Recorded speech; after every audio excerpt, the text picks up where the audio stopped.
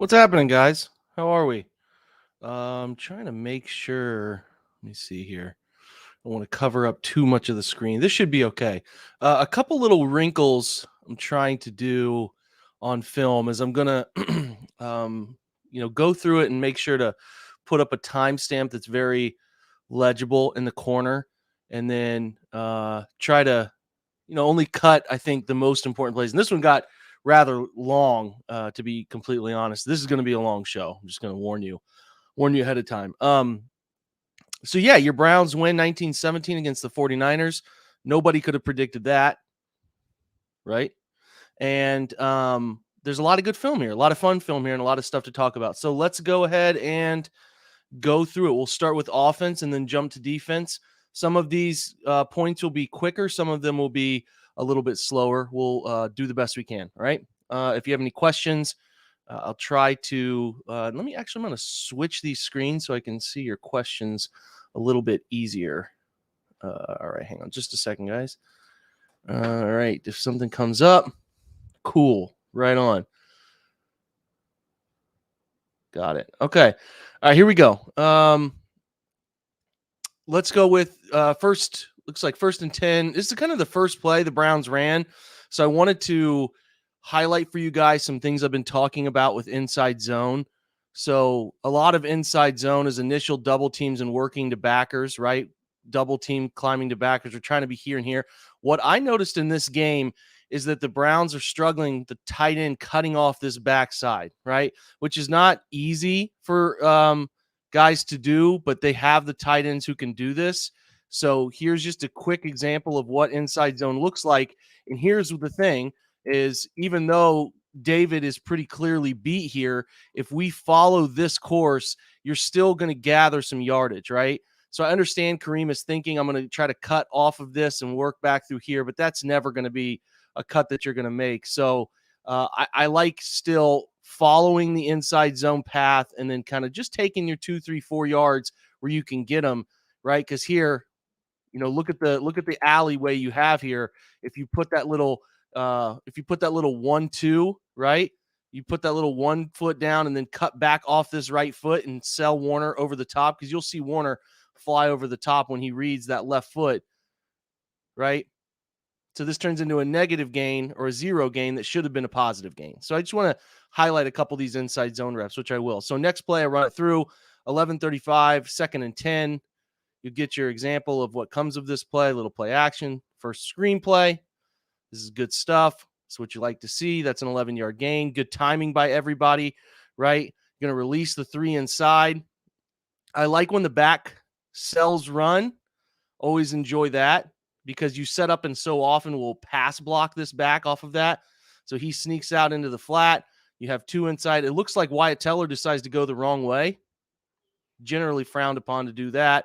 But you still get 2 out in front, and you make enough out of it. So I'm sure Teller's getting picked apart on film for that. He went the wrong side. Next play, 10:56 off of that play, 1st down.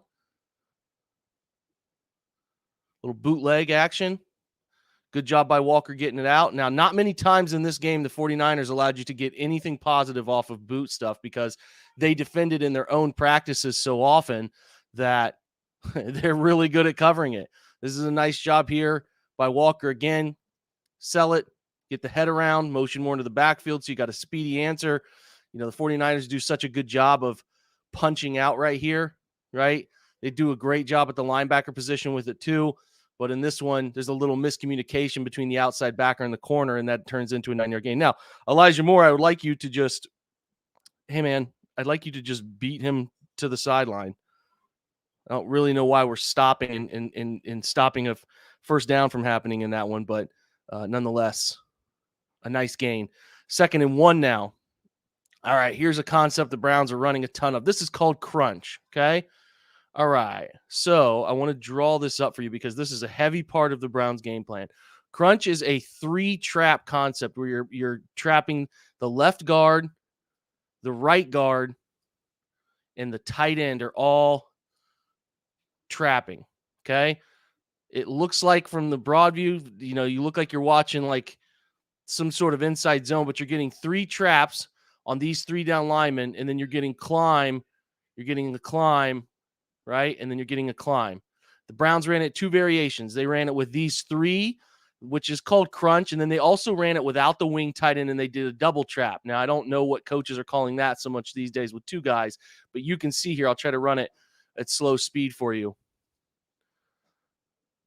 The left guard punch. Look at how he punches. Look at Michael Dunn right here. You want to slow this guy down initially. Boom, 68, getting the hand on. Then he's trapping. Teller's trapping. And Njoku's trapping. Now, you could look at this and think this looks like draw, right? Looks like the Browns run this little reach, extend, draw all the time. But you can see how they're taking 3 out. Look at the wall you have set up. This is really good right here. Good alley. It's perfect. You're one-on-one with the corner. You always like those. They kind of got him boxed in a little bit, but one-on-one with the corner is always a good outcome. So that crunch play is something they ran quite a few times in this game for one of their bigger plays. All right, 9:37, 1st and 10.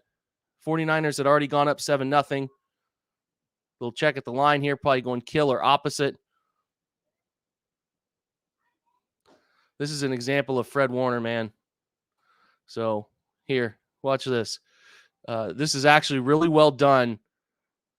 Just a downhill ISO concept, double in the shade, double the shade, climb to the mic, and you're going to lead on the play side inside backer.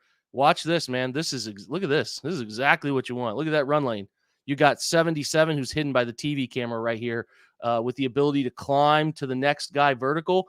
If you can just block 54 right here. Now, this is why Fred Warner is the best in the business, right? He takes Dunn, chucks him to the side, but you guys see what I see, right? This is a huge play if you could have blocked that backer. Turns into a 6-yard gain that could have been here's another view from the other angle, right? Could have been a 26 or more. Look at Teller's getting ready to climb. He's there for Hufanga at the third level. Had a chance for a big one. Nice job by Warner. All right, 8:55, 2nd and 4 now. Get some orbit motion. And this is the interception. All right, so run it through. We saw the interception. Let's talk about what happened here. All right. So the Browns are getting the quad. They're motioning to quads. All right. So what they're trying to do is get a little stick route paired with a vertical off of it to put a high-low bind on this linebacker right here, Warner. Right. This is what we're trying to do. Get him to carry with the vertical from number 3 Njoku, and then just work inside this defender, work leverage, and throw it. The problem is, as you'll see, Walker has his eyes left at first, reading Cooper over here. All right. And when he works his eyes back to the right side, he never sees Warner. If he had been patient, felt this through, he would know that he has a check down to Moore here for at least something. Right? We'll see it from the tight angle, exactly where I'm talking about with the eyes from Walker on this one.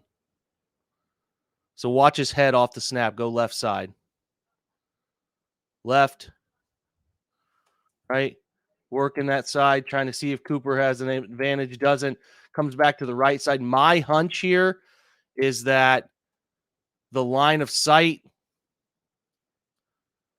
is right into this defensive tackle and Teller. He never sees this until he's already released it. It's too late.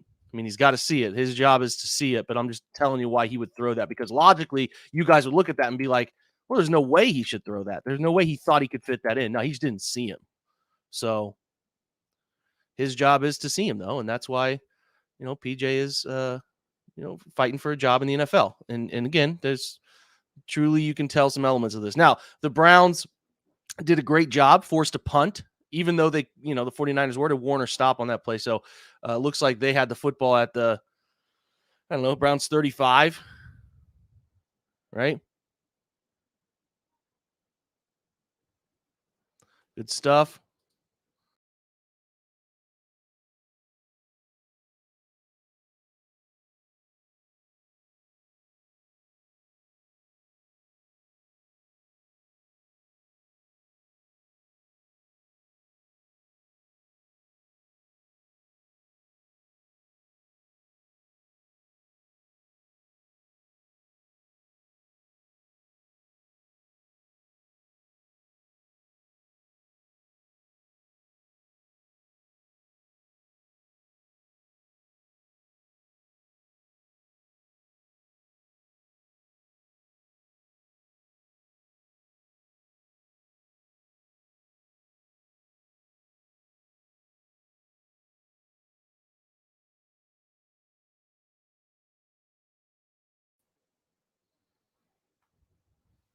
I don't know why I disappeared. This has been happening a lot lately. Can you guys hear me or not?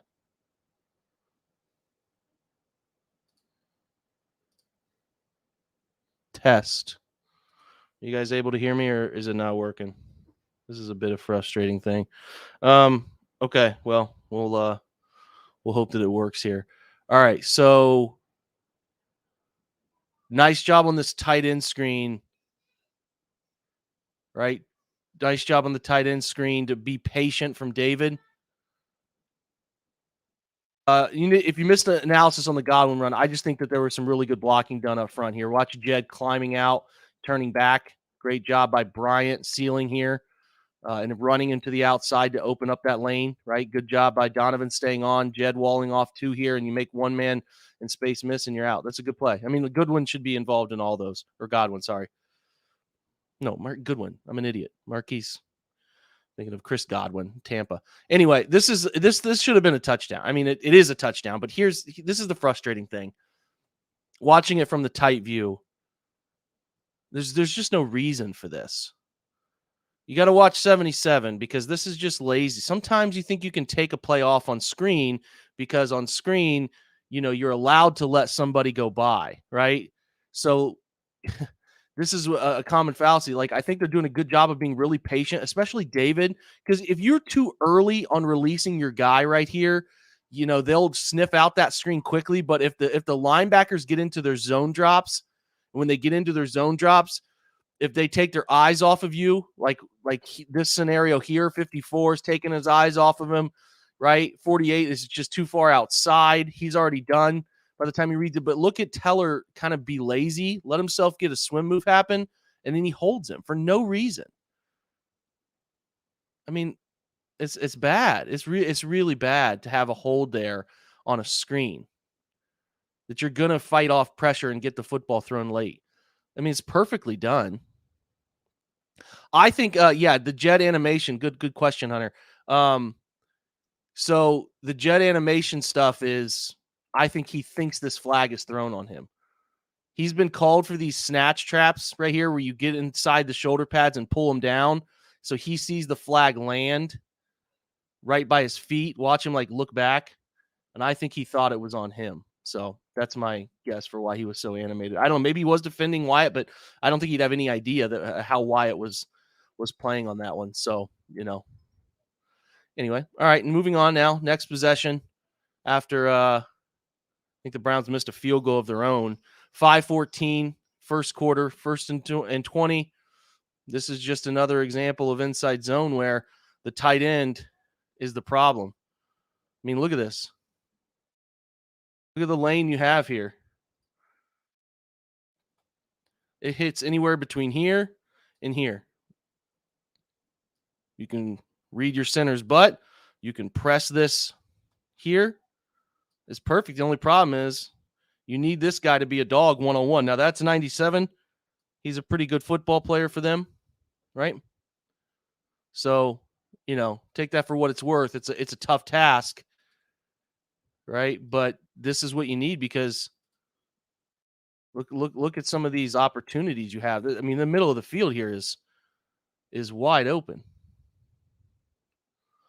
Got to get more than, but again, that's 4 yards. Even a play that isn't designed to go that well, they're picking up.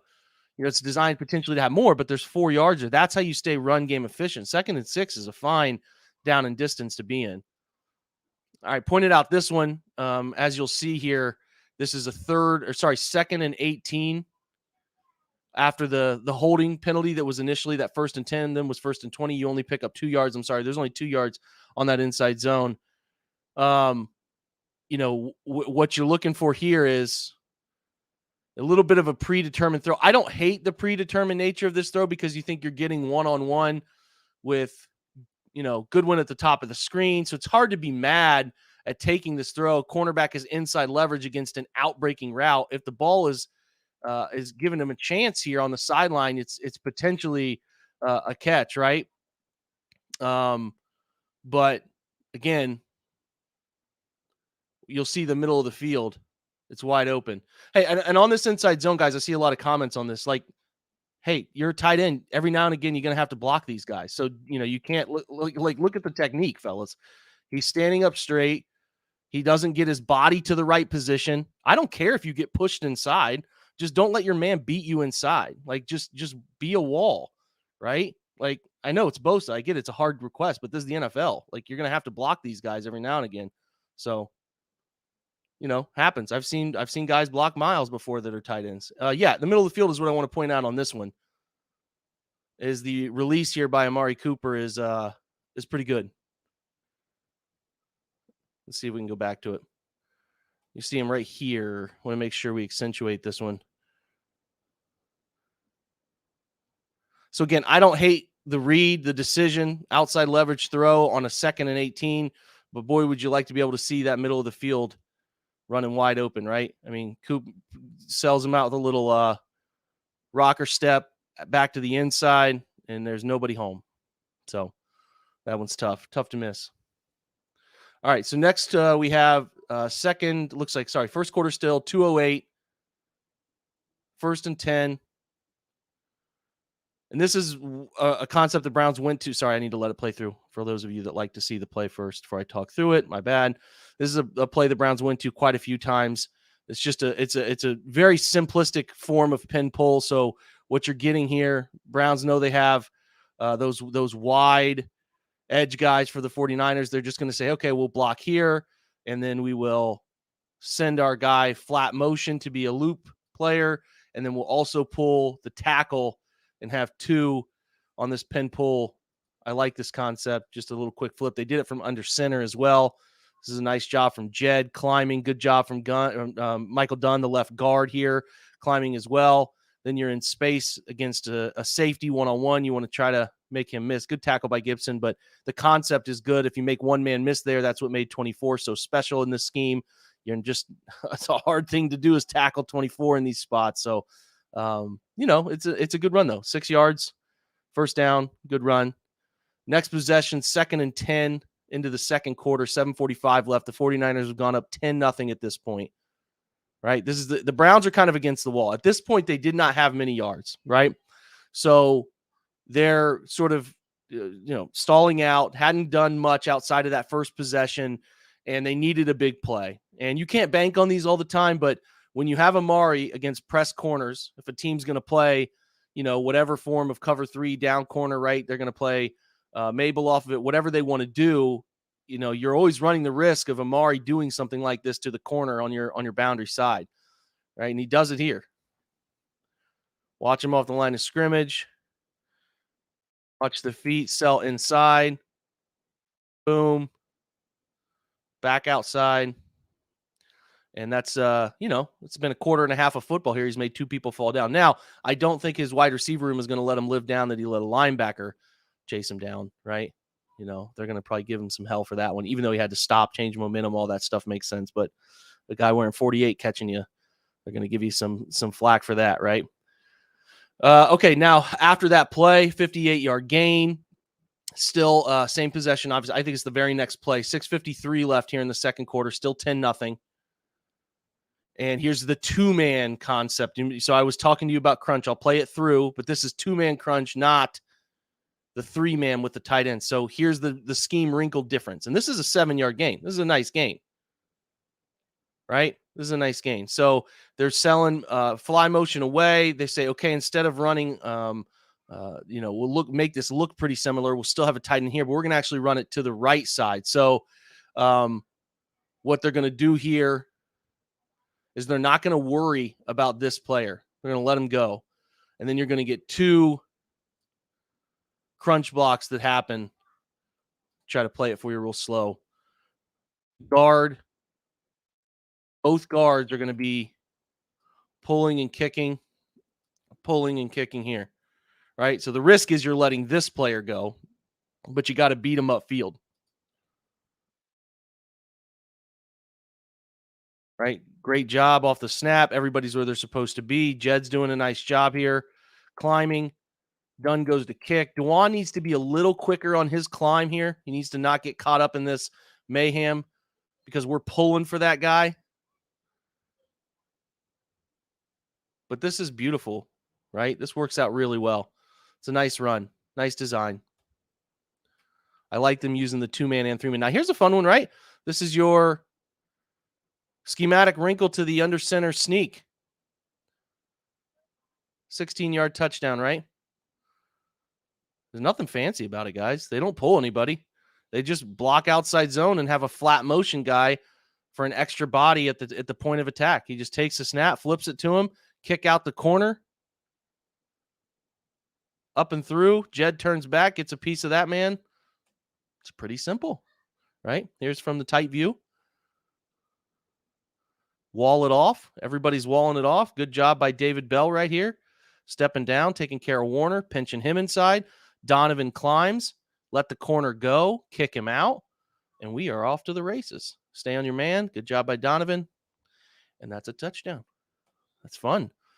You guys want to crowd inside on that? Then we'll just toss it outside. All right, so 10-7. This is the possession right before half.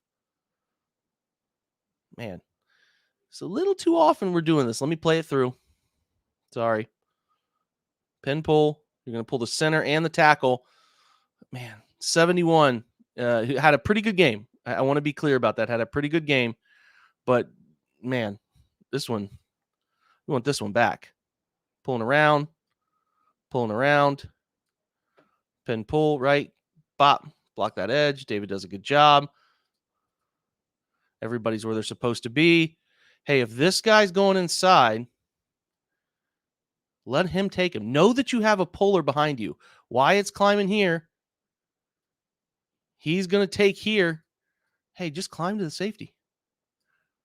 Be a body on the safety, because look at this, man. If he climbs to the safety, we get a cut here, and you have somebody up on the safety. There's a chance for a really nice run there. And they get 8 yards. It's fine, right? But you're talking the difference between maybe 8 and 18. And especially when it's 112 left in the quarter. So you're trying to put the football down the field. At this point, your offense is having hard time putting together big plays. You want to get some points on the board, but you also don't want to kick it right back to the 49ers. So a little bit of a struggle there, right? Here's one that's going to haunt PJ a little bit. So they bring 6. Let me play it through. They bring 6, or they mug. They show they're bringing 6. And the Browns get lucky this is called incomplete. I mean, they really do. Here's what you have to see as a quarterback. Let me go to the wide view. If they're bringing 6, what are my right in front of the face answers? I know I'm going to have a tight end here. This looks like it's going to be a longer curl, deeper, both of these. So if they're bringing, right, how many hats do they have down? Right? So you got to count them up.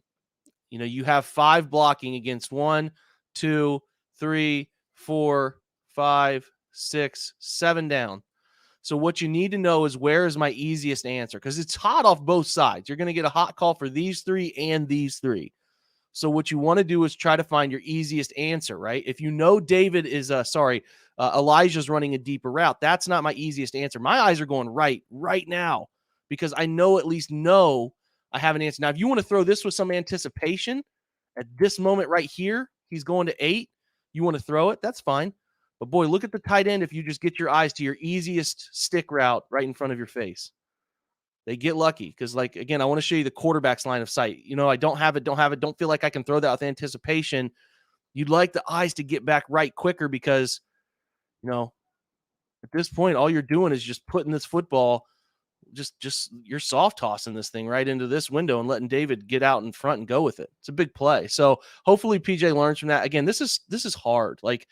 These sim pressures, man, with 6 and sometimes 7 guys walked up, or they're a real challenge to defeat these plays. You got to be very, very quick in your thought process. He wasn't, and again, I guess he got away with one there. That was pretty close. So you'll take that. You'll take that situation when you can get it. Now we're into the third quarter on offense, and I wanted to give you guys an example of how well, this is the first play out of the halftime break, how well the 49ers covered bootleg. Look at this, man. This is like teach tape for covering bootlegs. Watch Warner here on the inside. Just he doesn't even care. Once he reads, it's out. Watch him just turn his back. He's just seeking the crosser, turning his back. He doesn't care. Corner's running underneath it. He knows he has a bracket over top. So you make that throw difficult. You have Bosa on the backside who's sticking with the man blocking him. There's absolutely nowhere to go with the football. So you better come up with some different moves, right? Maybe you run a little tight end leak where he works with this more and turns it up the sideline. They're going to have to come up with something. Teams are painting these bootlegs really well. There's no answer for the quarterback here. All right, next play. Still third quarter, same drive, 2nd and 10. An example of inside zone where we just don't get to the Mike linebacker. Again, like you guys might think I'm crazy, but like look at the room here if you can just block it upright. And again, this one does go for 4 yards. So it's not blocked upright. Your guard, center guard, you have 3 hats over 2, right? These 2 swim into each other. They're kind of bottled up in the same spot. But these 3 have to work for these 3 in some way, shape, or form. And we don't get that, right? We get 2 over 3. Nobody climbs to the Mike backer, and then, it gives Warner a chance to make the play. But this is what I'm talking about. When I talk about inside zone, man, there's a lot of space to be had on these plays. So I'm hoping they can continue to refine that. 3rd and 6 now. So again, situationally, 3rd and 6, 14:05, same drive, still 10-7 Niners. This is just an Amari Cooper hero play, man. Like this is wild. I mean, it's a great catch. The 49ers are bringing 6, right? They do a great job of getting a man free. You'll see Warner come free here. I do need the Browns to get some double moves off of these inside routes. They're running some mesh stuff. 49ers do a great job covering it. This is the only throw to make, I guess, and it's just a great catch. You love how locked in the sideline is, man, getting really excited on this throw and the catch, obviously. You maybe in this situation could have given more of the ball, but that's tight, right? It's just a great catch. Getting that right foot down and then knowing to get the left foot, keep that left foot in with the body control. Like, yeah. Sideline's pretty locked in. Same drive, 3rd and 7 now. So here's one that I want to try to address. Like this is a bit of a longer concept, but boy, if you can block it up, you got a nice play here. I'll show you the result real quick. I'm getting used to doing that.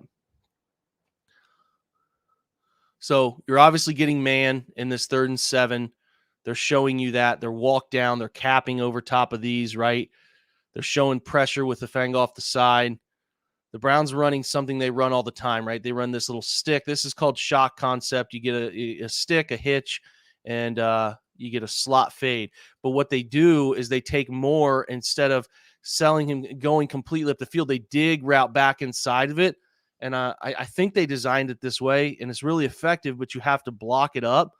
And the 49ers only bring 4, but watch Moore dig back inside, and he is open over the middle of the field if you could have gotten to that.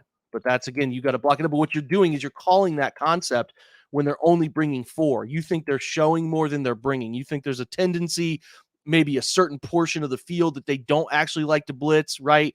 Some stuff like that. So the problem is that this left side of the offensive line continues to have these issues with twist game stuff. It's really frustrating. You have 1, 2, 3, 4 hats over 2 49ers. You have to be able to communicate this and get it blocked up. Like this is it's a massive issue.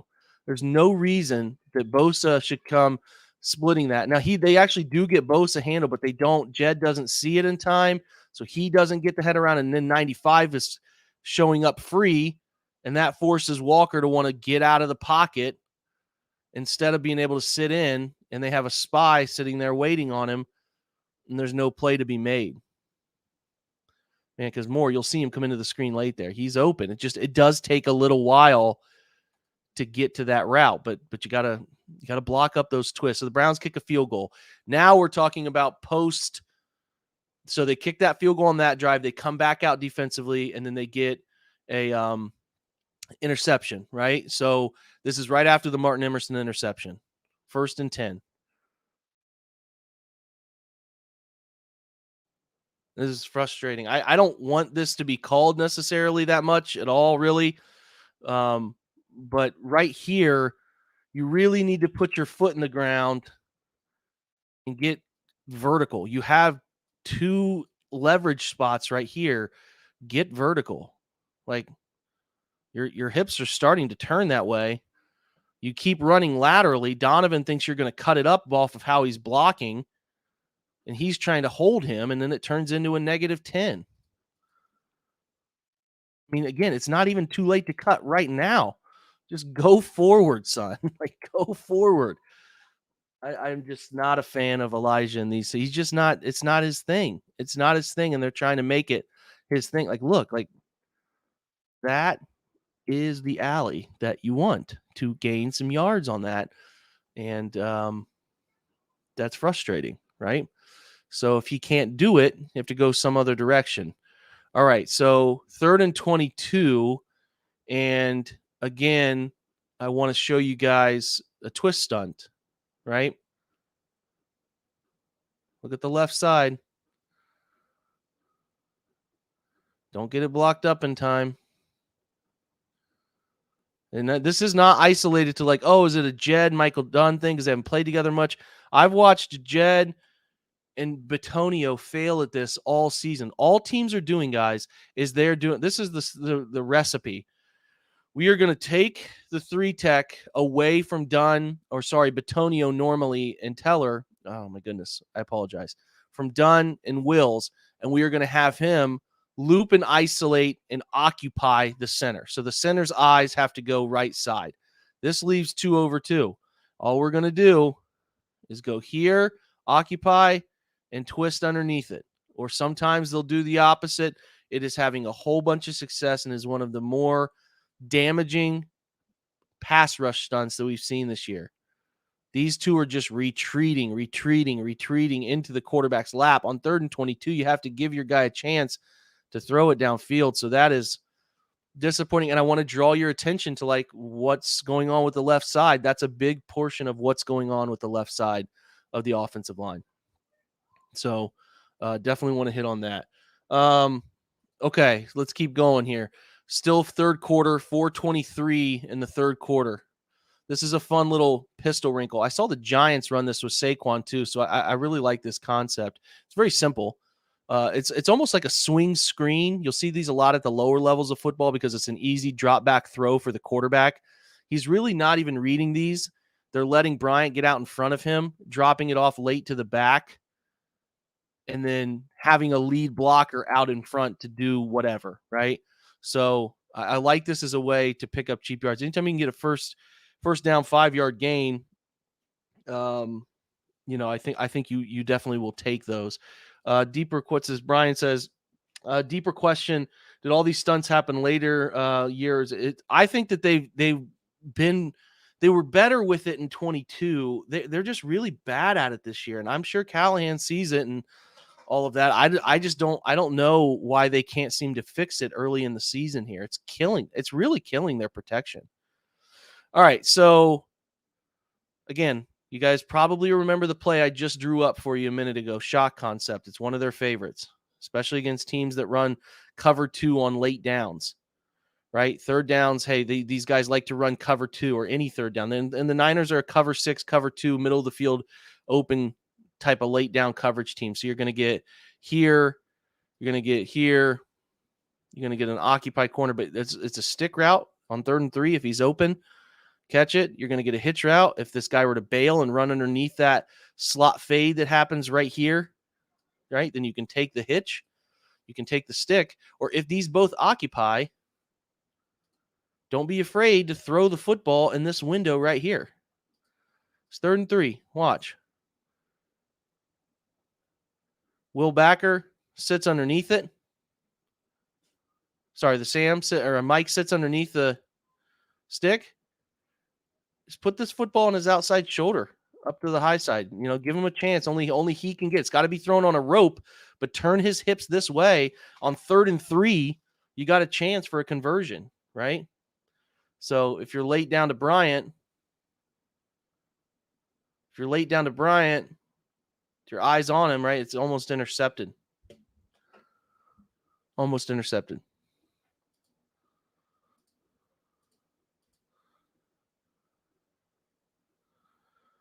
This one's a bummer. So we're talking about 11:41 the fourth quarter. Crunch time now. Browns are up 3. I love this design. Sell boot opposite or sell wide zone and then throw the screen back under it.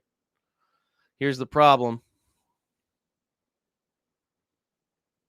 Right, it's 2nd and 11, I think. Let me make sure. Yep. So your line of scrimmage.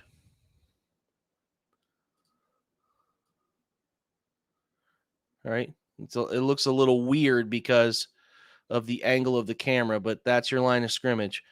When this ball is thrown, you cannot be more than 1 yard past the line of scrimmage. So you really want to be lateral until the last second. And Jed has started to climb. And at the time Walker releases this football, if the line of scrimmage is the 27-yard line, right here, ball's out. He's 3 yards past. So he's 3 yards past the halo. So that is why you get man downfield rule, right? Bummer because they really needed this 15-yard gain. Would have been a nice one to have. And the biggest problem is that you come back very next play, 2nd and 16, and you're getting again the Niners are playing what they like to play, that cover 6, right? So what does Jake mean by cover 6? Well, they're going to have a down corner, over top help. This guy's not even worried about anything to the flat because he knows his backer will cover it up. You got looking 3 hook side here, right? Eyes on 2 to 1. So, you're playing quarter. It's just quarter, half, right? Cover 6, 2 plus 4 equals 6. It's cover 2 on one side of the field, cover 4 on the other. You could tell they coached it up to just have him face him. He tries to throw a back shoulder here. Now, I think there's some pretty handsy play by the corner. I certainly think he's hands-on and chucks him late, but the ball is thrown so far back inside, the official doesn't throw a flag. So it's, I think, again, what doesn't help is watch your left guard. He gets into the quarterback's face, forces Walker to kind of fall away a little bit. But again, this ball's so far back inside, and it's a cover 2 corner. So, the best time to throw back shoulder fades is when? You'd probably ask that question, when? Well, it's when this guy doesn't think he has any over-the-top help. In this look, I know it looks like he's just playing man and he would be upfield running with him, but he knows he has a half-field defender over top of him. So he knows he can be, instead of being upfield you traditionally would see in man where you can throw that back shoulder, he says, I'm going to stay on the low hip. Like, I'm going to press him, squeeze him. I have no issue doing that. And that's what happens. That's just, I don't like throwing those.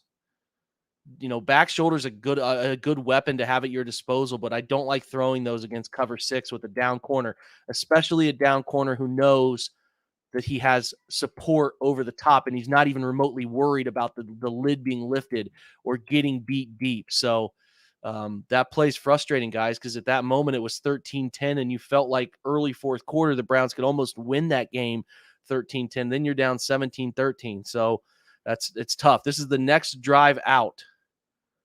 Okay. Next drive out. A really important drive for the Browns. So you heard me talk earlier about that shotgun pin pull, and you'll see it again later. Now we're under center, and we're doing the same things. I mean, hell, Donovan's telling you what he's going to do. He's looking right at him. He's going to wall him off. We're going to loop around. We're going to loop the tackle around too. So we have 2 lead blockers. We're going to send 68 like a bat out of hell lateral, and we're going to get a lot of people at the point of attack. Right? That's the plan. Look at this. Nice look at that wall setup. Great job by Jed. Great job by Elijah Moore. Look at Harrison Bryant putting his guy on the ground outside. Again, what do I talk about? Give running backs a chance in space that make defensive backs tackle them. You make a guy miss, you make Gibson miss, and then you're out and you get 14 yards. So that's a great play when they really needed that sort of play, right? 3rd and 11 now. So it'd gone backward a little bit, had an incomplete and gone backwards. So now you're in empty. And the 49ers are doing what?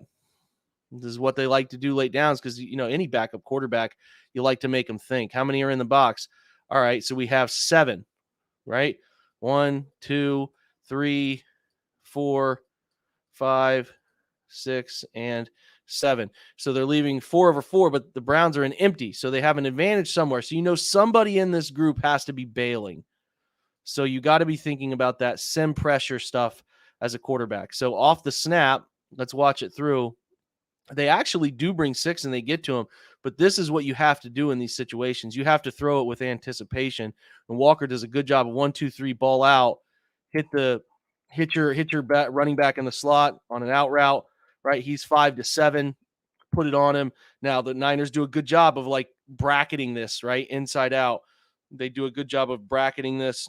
I mean, again, what do we really like? You guys tell me. I mean, it's tough because you're asking him to stare into the teeth of these two guys, here, but you got 3 over 2. So I don't know why we wouldn't at least look that way. This side is the bigger threat to me because I'm seeing 1, 2, 3, 4 here. And on the right side, I'm seeing 1, 2, 3. Now I see 3 more likely, but again, this is just how Van Pelt and Kevin are coaching them up. We'll see, but look at more. There's nobody there.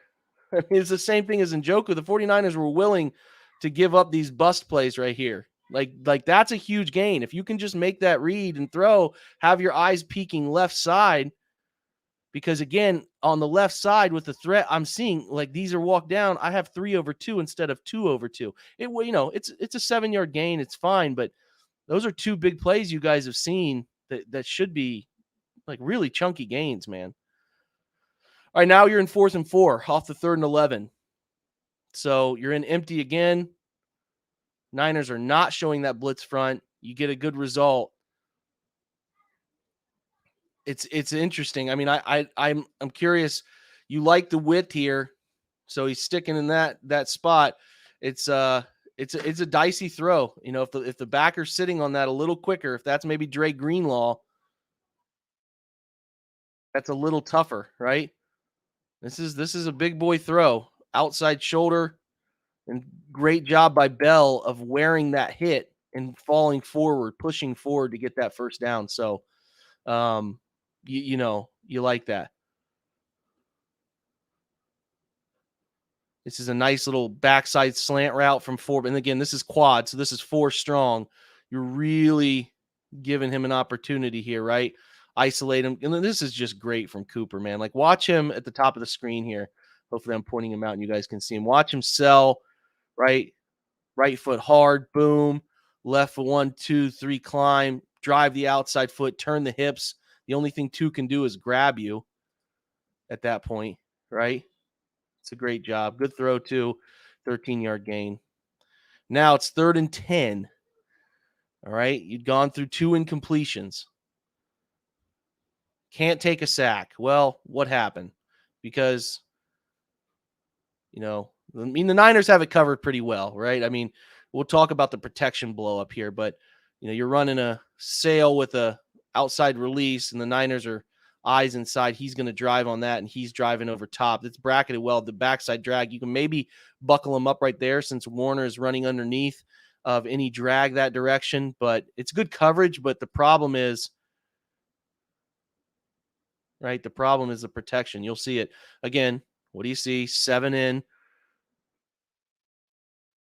They bail. I mean, guys, we have 4 over 2 here, fellas. We can't let Joey Bosa run through untouched. Quarterback's protecting.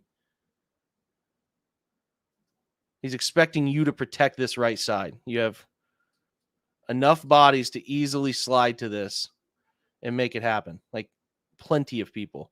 They only end up bringing 2. Sorry, they only end up bringing 3 against your 4. You have to have an answer here. If your running back's to your side, you have to be able to block this. You certainly can't let 97 come through untouched. So there you go. That's why that happens. They make a field goal, though, right? So now the biggest drive of the game for the Browns offense. 2:56 left, first and 10, 17-16. This is tough, right? Got to complete these. Good design. 49ers have been driving on the tight end underneath routes all game. Walker does a good job of like pumping this throw. Watch the reaction of these very aggressive check down linebacker read guys, and look at the dig like work. I mean, it's as open as it gets. It's not easy for Walk because the pocket becomes condensed, but if he catches that, it's off to the races.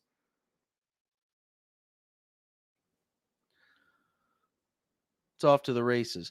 Now, listen, you're right, Mick. Right, you're definitely right. Practice squad quarterback, all that, but I don't want to judge any quarterback any different than I would Watson. So I'm just trying to talk you through some of these things, right? Like what he needs to do if they want to excel. So I'm just trying to paint the picture for everybody. I actually really like.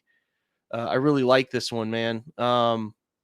It's a double post with you push inside. So you're getting a little double post concept to clear out and then running an expansion and then into a dig underneath. It's like a dagger concept, but I really like how this opens up. DeWand actually does a good job getting Bosa to the ground. Look at that, man. I mean, it can't get any more open than that. We got to complete it.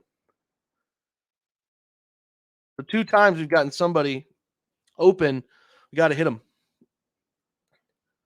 Got to hit them. Now, this is the play after the Gibson helmet to helmet, right? So it's right after the helmet to helmet and a real opportunity here, first and 10. And what do they go to? You guys tell me. There's going to be 2 run concepts that they hit big gains on. What 2 have we talked about? First one is pin pull. Run that tight end around. Have Donovan seal the edge. Right? You're running. 14-yard gain again. So those are huge runs in the fourth quarter using this concept. 2nd and 6 now. This is the big run. 2:22 left. Still down a point. What do you think we're running? Let's make it look like we've run before. But again, whoopsie. Sorry, guys. Let's run crunch. Let's block here. Let's block here. Let's climb to this backer. Let's create a nice wall right here. You guys are seeing what I'm seeing, right? David climbs to 26. Jed is on the backside, climbing to take care of backside overhang. Oh, this is lovely. You see how it's blocked up, guys? Watch this thing open up. Oh, yeah. Look at that. Boom, boom. You got big DeWan Jones for Warner. Warner can't get around him quick enough. And we're out. Jed does a great job getting a piece of 48 on the backside. Oren Burks, right, gets a piece of him that also ends up getting in the way of Gibson. And you get a 25-yard gain in the game's most crucial moment. You even got Jed acting like he's eating a bowl of cereal, the old Ezekiel Elliott. He's feeling it, right? I know Jed's struggling. I'll get that, but you want him to be emotional. Look at it. Feel good about that, right? This is Jed's best game this year. So, we'll take it where we can get it. Now, this is the last play. The first and 3rd down runs are kind of meaningless. Niners are stacking the box. This is the one that I don't mind. You guys might have hated it. I understand, right? I totally get it, but I don't mind calling bootlegs. And here's why I don't mind calling them. Typically, the coaching point from a young age for a guy like PJ Walker, he's seen this so many times in his career. He's run this stuff. He knows the situation. I think it's fine to run this where you sell this block, slide to the flat, and you tell your quarterback teams are committed to taking and stopping the run here. They know the Browns are trying to burn the 49ers timeouts that they have left. So come off of this fake. You're hoping that you get a bunch of commitments and you can either throw a wide open. The coaching point is this. If the corner is wide open, throw it. Just lob it to him for a touchdown, right? That's great. If you come off of the boot fake and the chip release is wide open, you can toss it to him. If nobody is open, run the football and slide down in bounds. I don't even care if you get sacked here because the field goal position is fine. It doesn't matter, and the clock keeps running, right? So he does a good job here, right? David actually doesn't do a great job with 94. He does a good job of, and again, I don't even care if he just would have cuddled up into a ball right there. Not a problem for me because it's still a makeable 35-yard field goal. Doesn't matter. No problem. But he does a good job. Gets outside of it. Now, hey, man, nobody's open. I don't even want you to think about peeking inside. Just run it. Put the ball in your right hand, tuck it away, run the football over here to the sideline. Hell, you might even score. I mean, you pump fake and Warner flies up like he does here. You might have a chance to run it into the end zone yourself or get damn close and get, what's it right here, guys? A first down is the 4-yard line. Get a first down.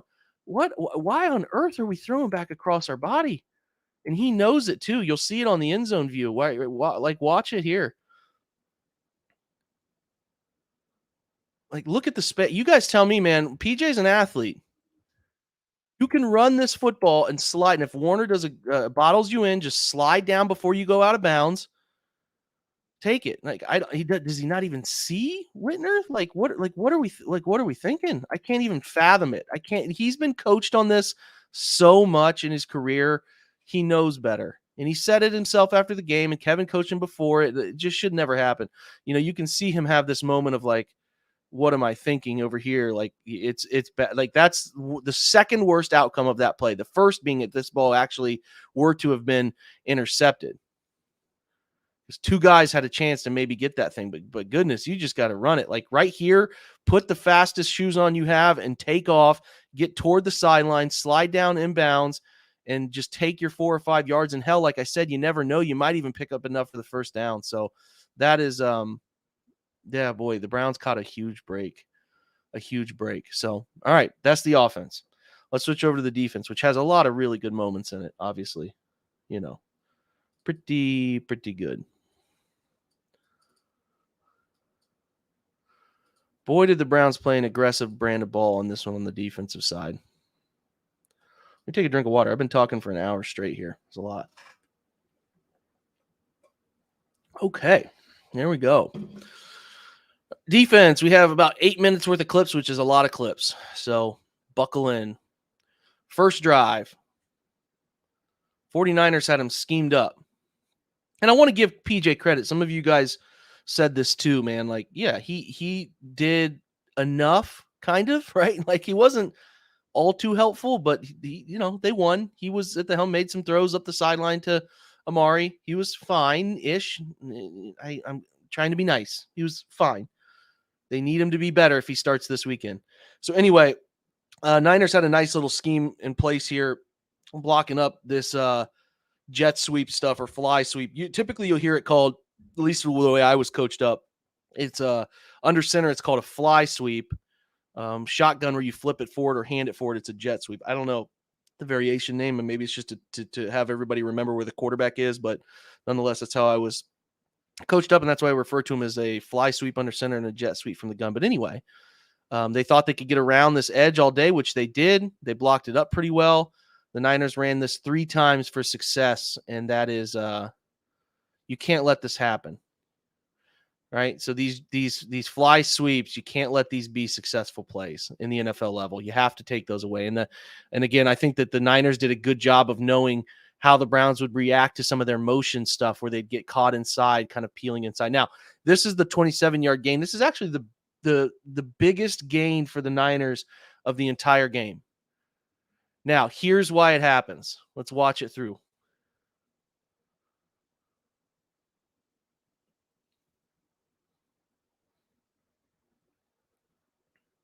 Okay, so you've seen it. What is happening is this. You're getting this, in an exchange from this linebacker. The problem is when Zadarius jumps offside, he quits on the play. So watch it here. I don't know if he thinks that the play is going to be called dead, but watch him quit right here.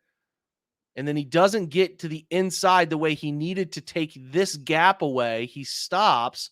So when he stops from doing what he would have done on a normal snap, JOK's where he's supposed to be, but the lane opens up because Zadarius quits the play. Like, look at him kind of like standing up and quitting the play, and then he's out of position. And that's why the run lane opens up. If Niners do a good job of climbing and some bodies get in the way, but that was more of a less of a blown assignment, more of just a freak, like weird, like Zedarius can't quit that play. That's the moral of the story. Again, a lot of in and out motion from the Niners trying to mess with the Browns. They did a good job bumping and exchanging rules. This is a great job from JOK blowing this play up, beating the guard to the outside shoulder. Look at McLeod jump inside to make him bounce it. Now, it's unfortunate, right, because you get a face mask here, but this is just a really nice job of fitting up duo to take away all the run lanes. And again, the Browns fit the run really, really well in this one. So first quarter now, 1st and 10, still 0-0. I think we're still looking this is okay. Got it. All right. I want to make sure I know what play we're talking about. There's a great play from Jordan Elliott, who had a really nice game. Watch him, 96 right here, do a great job of initially he's in a bad position, right? He's inside, but he works to the outside shoulder and does a great job blowing that play up the line of scrimmage. Now, he doesn't bring him down, but he's the reason that play gets disrupted and only goes for a 1-yard gain. So nice job from Jordan. Same drive now, 2nd and 10. Actually, very next play. This is the touchdown. And I didn't see this when I was sitting in the stands watching it.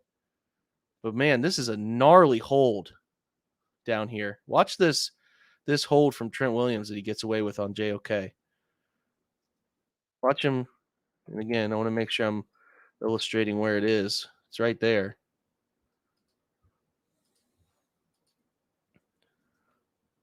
Watch this hold. I mean, that is rough. I'm pretty surprised they missed that one, to be honest, because that is that changes the play. Like if JOK's spinning back inside, he's going to end up right where McCaffrey is, but he gets held. So you'll have that. You got to push through it. Anyway, next drive for the Niners, 8:46. Again, you get a lot of that motion. JOK and Walker clearly keying Christian McCaffrey as the game wore on.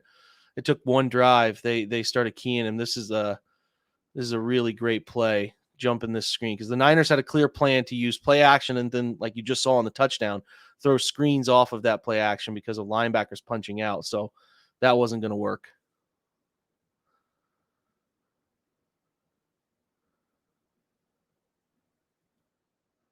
Okay, so that same this is actually a later drive, first quarter, 2:23 left, 3rd and 13. The Browns send 5. So I'll talk you through a lot of what they're doing. And when they send 5, that leaves 6 in coverage. Okay. So 6 in coverage. They're actually playing a little inverse 2 here with a middle squat defender, and they're playing these two in deep half coverage. So they're sending 5 and playing that deep coverage. Send to the flat. You got flat defenders, right? If something sneaks out, it's an inverse form of cover 2 meant to give more of a read and react opportunity. The Browns do get a good job. The twist gets home. I can't really, I mean, I think Ayuk drops this. Denzel doesn't touch the ball, but we'll see. This is like a good example from the tight of this little stunt. Browns are running here. 2 inside and loop around, right? So you're getting occupy, loop. Get a free rusher. Purdy definitely throws it blind, turns, gets hit. It's actually a great ball. Just I think Ward's maybe the right hand messes with Ayuk a little bit there, but nice play. I mean, Ayuk doesn't really clamor for a flag, so I don't think he was interfered with, or he would complain a little bit more. But anyway, all right, 14-22, 1st and 10, second quarter. And again, this is a 20-yard gain, 15-yard gain, I apologize, off of this fly sweep stuff. Like this can't be a thing.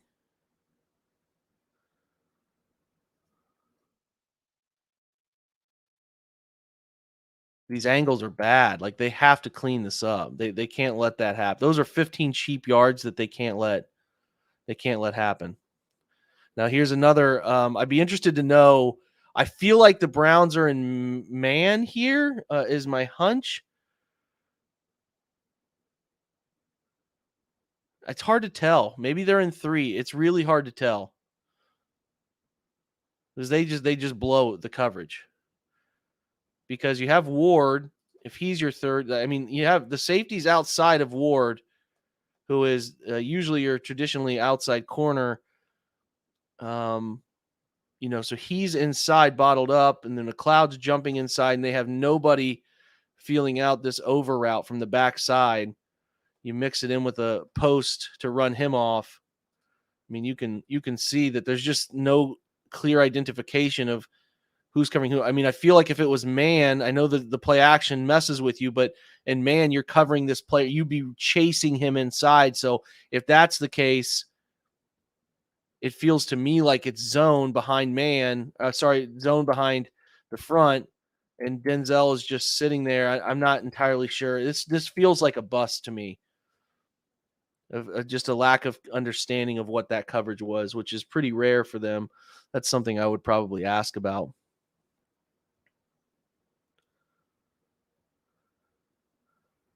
All right, let me make sure I get the situation. 13-17, still same drive.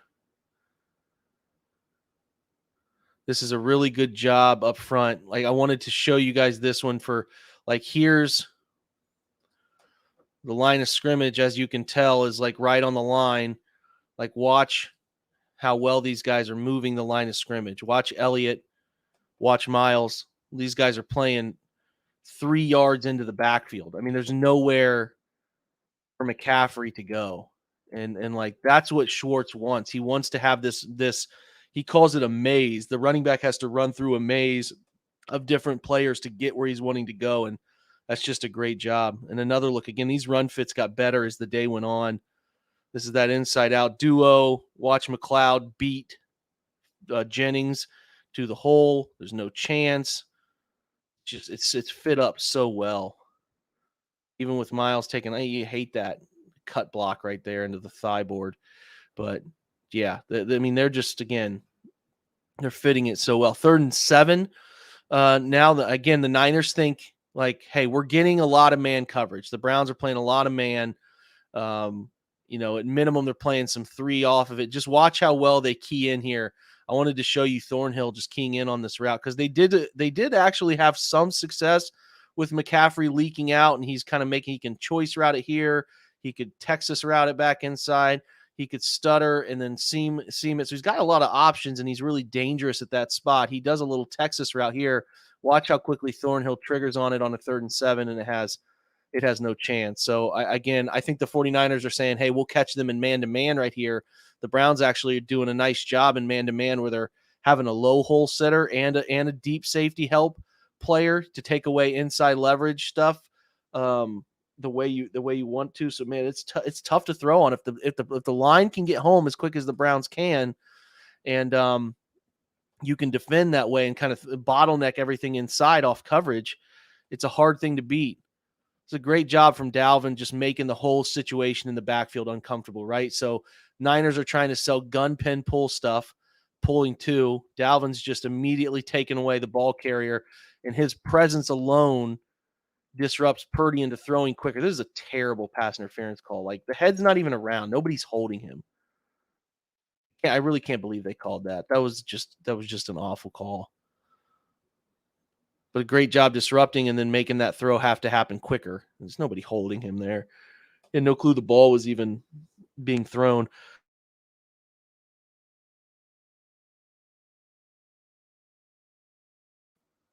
The mic's just getting muted out of nowhere. So that's fun. Thanks, StreamYard. Can you guys still hear me? All right, maybe. It says I have volume. We'll hope I do. All right, so 451, 2nd and 1.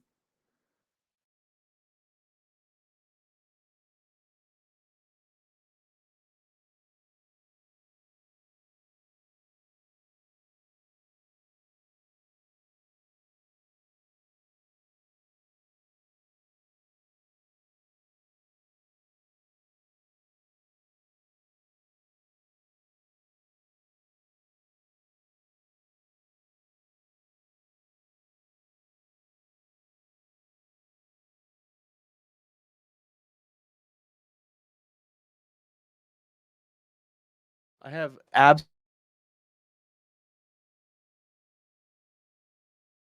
It's like a system thing is happening here.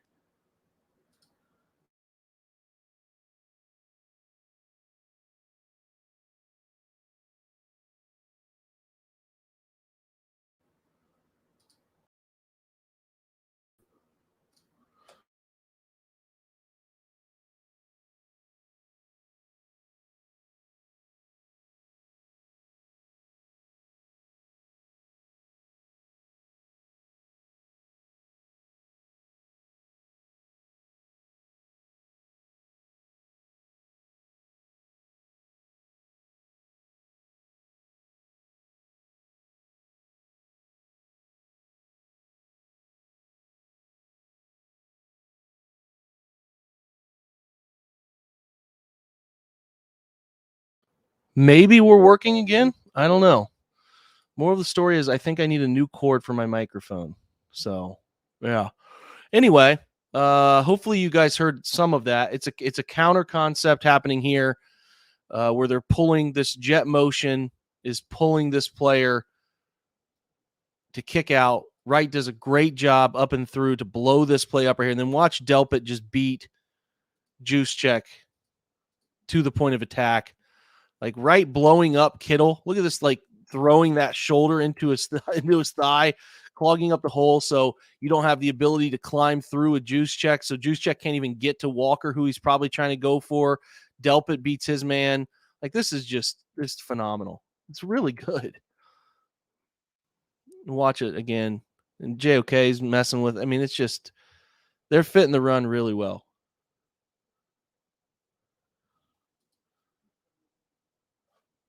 It doesn't say I'm muted. Am I muted? Okay. All right. It was showing me I was muted earlier. I got to buy a new cord. All right. Anyway, so 4:09 in the second quarter, 3rd and 1.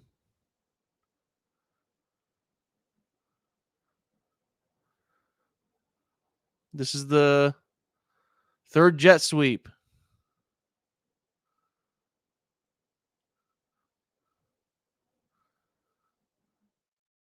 Again, right?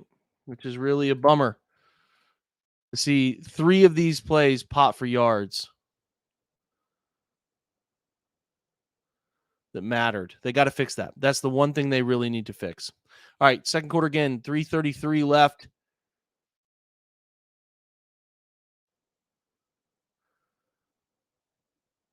This is really good. I mean, this is really good stuff. First contact's happening 4 yards back in the back. What they need to do is good question here from Warpath is just do a better job of setting an edge. Like if the jet motion is coming toward you, if the jet motion is coming toward you, you need to be able to know that and get upfield and make sure that you beat that player to the point of attack. Like that's just something they're going to have to get better at. Let's watch this one from the tight because this is fun. Boy, StreamYard is acting wild tonight.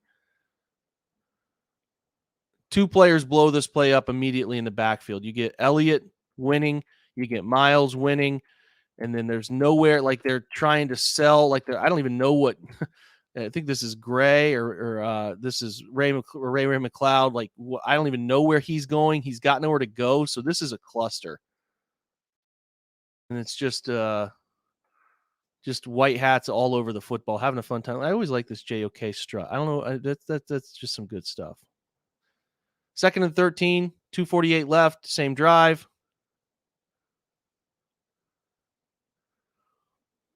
They're lucky on this one, fellas. So here's what the Browns like to do. Oftentimes, as they play man-to-man, they will have a middle squat defender to take away and play out so they can play outside leverage on all of these, right? For turning inside routes inside and then having a way to jump outside routes, and they'll play a middle safety. So they're playing a slot, like a little middle squat defender and then a rob safety.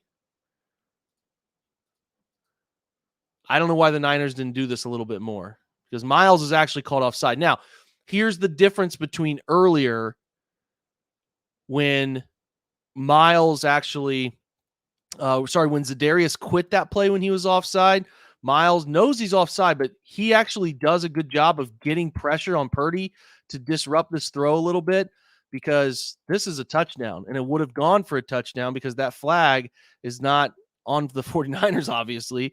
So, I mean, what you're doing here is very simply what I told you from the goal line snap. You get him here and then give him a out Texas route or a little stutter and go, and he hits Walker with a stutter and go, and this should have been a touchdown. So fortunate break there. But again, the break is driven by Miles not quitting after being offside, which he's got to clean that up. Not quitting, though, and getting after Purdy to disrupt his timing just ever so slightly. Right?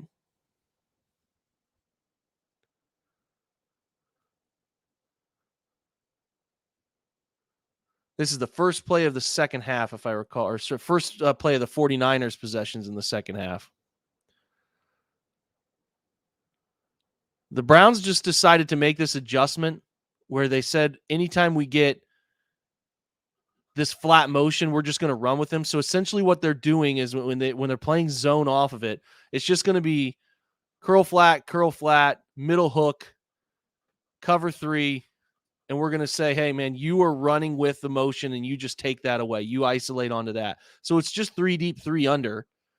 And the Niners are getting 2 men out on the route. And JOK does a good job of just dropping under it and getting his hands on it. Could have been an interception if it gets tipped to the right person, right? Here's a look at it from the tight. Good job reading eyes. Good job dropping under.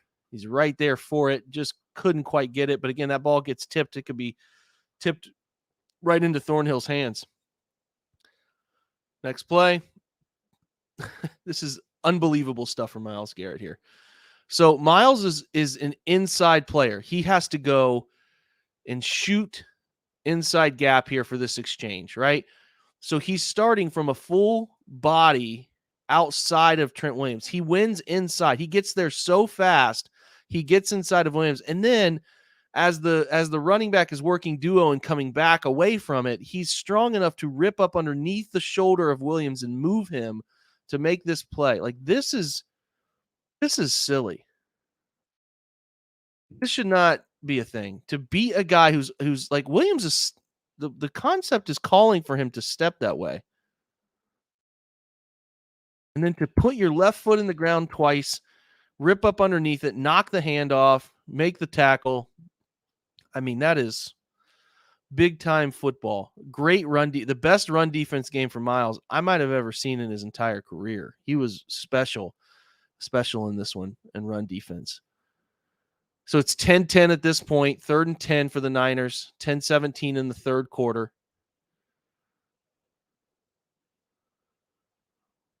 Boom. Now Martin's got to get outside, brother. I don't know what you're doing in there. Any interception, get to the sideline. Get to the sideline. Get to the sideline. Right? But it's an interception. Browns have look at this. It's a house party down there. But here's something I want to illustrate. You heard me just talking a minute ago about how they're playing their defense, right? So again, watch what they're doing.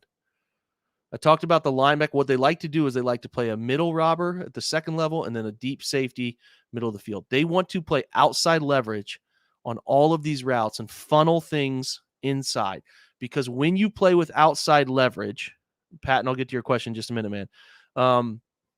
You give yourself a chance for these rob defenders in the middle to impact the play, and it gives you any outbreaking route. It gives you a chance to defend it because you have outside leverage, right? So this is what you like. Make sure to delete these arrows.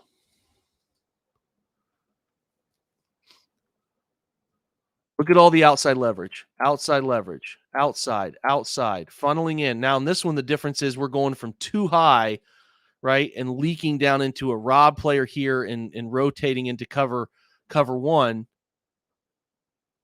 This is so good. Like, look at all this leverage. Like, he's funneling that route in. He's funneling that route in. We have chaos with the squat defender, right?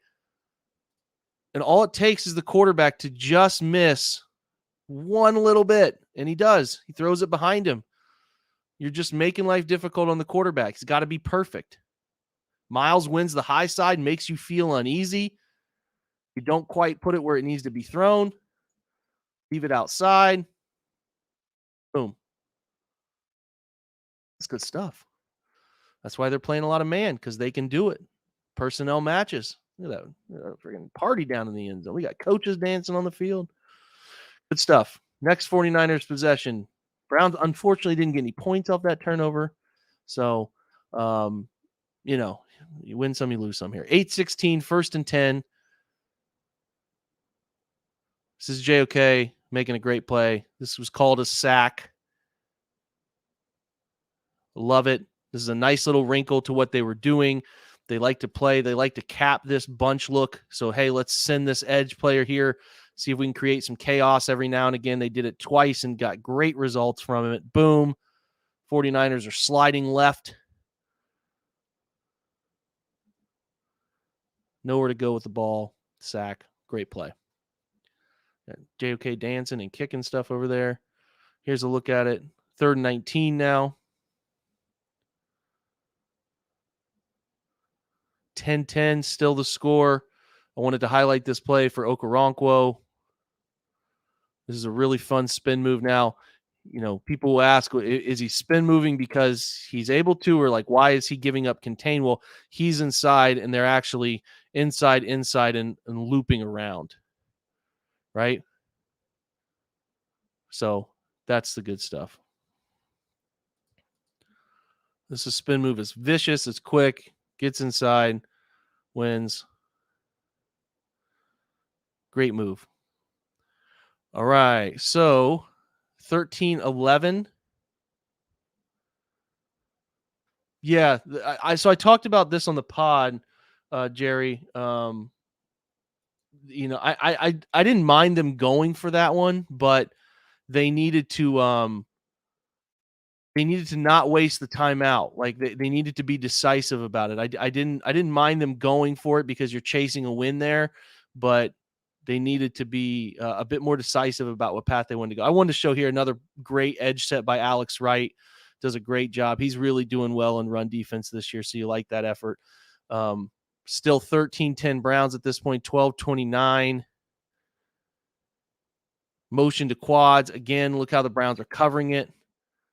Doing a great job. Now, here's an example. I want to point this out because you hear me talk all the time about this funnel stuff, right? Browns are bringing 5. So no longer, right?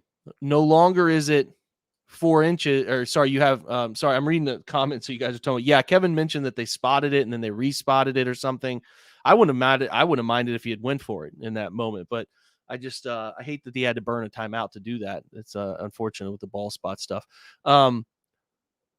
When you bring 5 players, right? 1, 2, 3, 4, 5, you lose your second level squad player, right? You can rotate here, but you lose that player. So you're going to play with some, like, watch Emerson here. He's playing with that same sort of funnel to the middle coverage, right? But you can't get beat back outside. This could have been a really big play.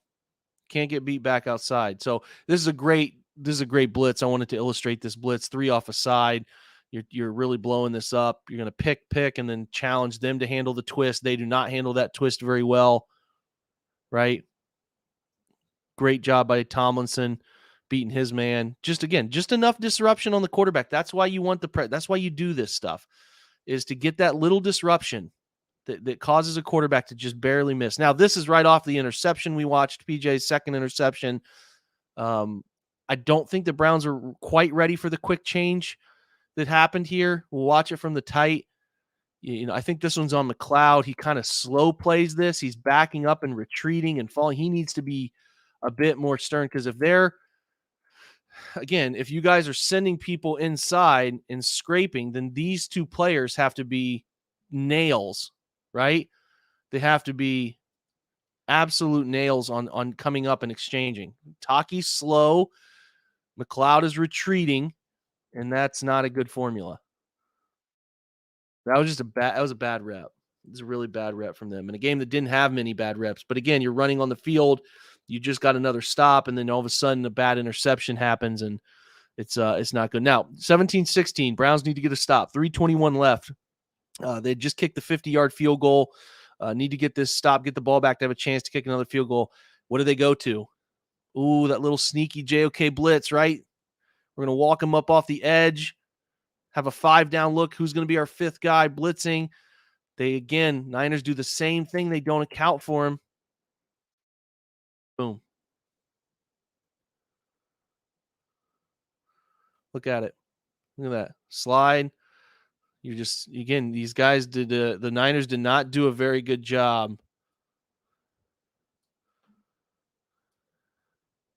Right?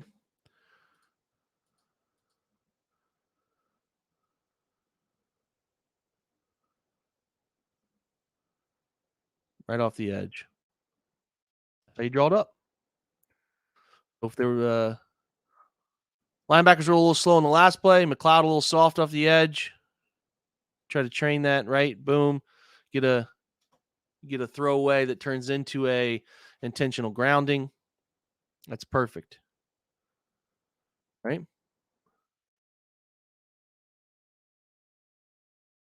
Now they get a stop, right? That last year. This creates a 2nd and 20, right? They get a stop. Get the field goal. So now it's 1st and 10. 19-17, Browns have taken the lead. And when I watch this first down play from the stands, again, what are they doing? You guys tell me. Playing man-to-man. Low squat. Deep middle. Funnel everything inside. Everything inside. That's fine. We don't care. We'll get home with our pressure here. And they get the perfect outcome, right? This ball is behind. He tries to throw the dig to number 2. Should have been an interception. I thought from the stands, Newsome dropped it. But when you see it from the tight, and again, this is speaking to the pressure these guys are creating. Like, look at how they're just folding up the pocket. But I was like, all right, what happened? 15. So 15 gets his hand in the middle of it. So I was, I think a little bit of like, Newsome dropped that interception, right? But 15, you can see, gets the hand right in the middle of it.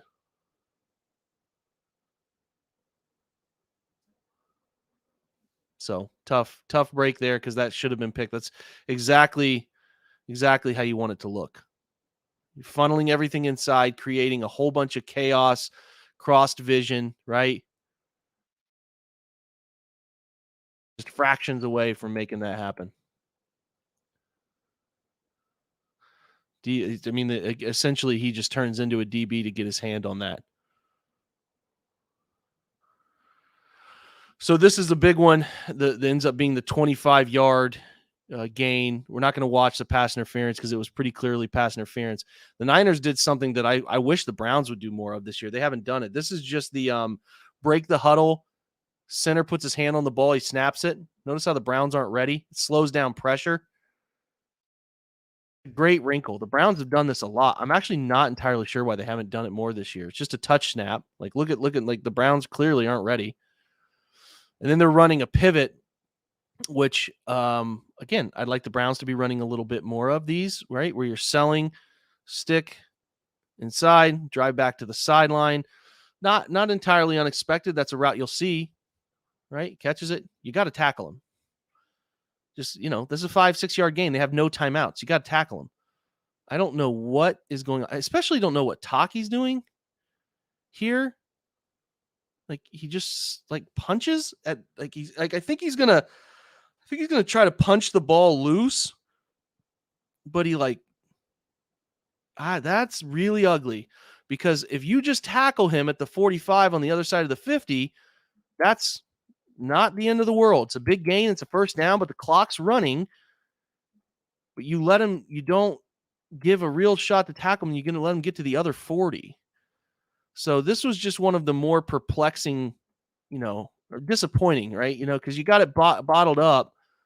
You got 3 athletes in space. You got to get him to the ground. Use the sideline as a factor there, right? I don't even mind that. It's just really weird and Talk knows it. You'll see him like grab his helmet. He's screwed up, but you can't screw up there. That's just a really bad a bad mistake. Next is, again, you're in man. They're playing man all the time. It's 2nd and 10 after the 49ers had missed a throw, and you're bracketing. You're 2 over 2 here at the top of the screen, right? So you two are covering. So there's got to be communication on who's taking first out, who's taking first in, and you'll see this get caught. Yeah, man, I get that, but you in that moment you can't be thinking about injuries. Like, you got to get him to the ground. Like, that's all you're doing is worrying about getting him to the ground. You can't worry about injuries. Like, I mean, I get what you're trying to say. I don't really think you can play football that way. Watch Ward slightly hesitate outside. When Ward slightly hesitates outside because, maybe he's thinking Newsom's going to take the first in, that just opens up a window to throw it. So that's an 8-yard gain, and now they're officially in field goal range. So this is now 2nd and 2. And I understand why Schwartz is doing this, right? There's 49 seconds left. If you can get a sack, it pushes them out of field goal range if you get a sack in this general range and the clock is running, right? So let me see here. This is the pressure looks. You're bringing 1, 2, 3, 4, 5, 6, potentially 7. So it's quite obvious you have man-to-man everywhere, right? Man here, man here. So this is where it gets trickier. When you're not playing that outside leverage and you have to defend the two-way go, then that creates this opportunity to go outside, right? That creates more opportunity.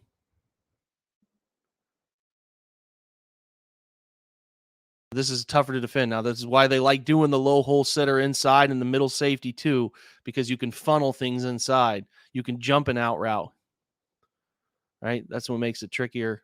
And that's the last play. So they missed the field goal after that. I don't know if you guys know that or not, but it ended up being missed. So any other questions I missed?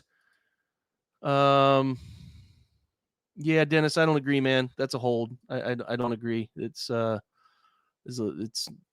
to be called 100 out of 100 times. So, yeah, anyway, all right, that's it then. We'll bust out of here. And this is gone pretty long, hour and a half.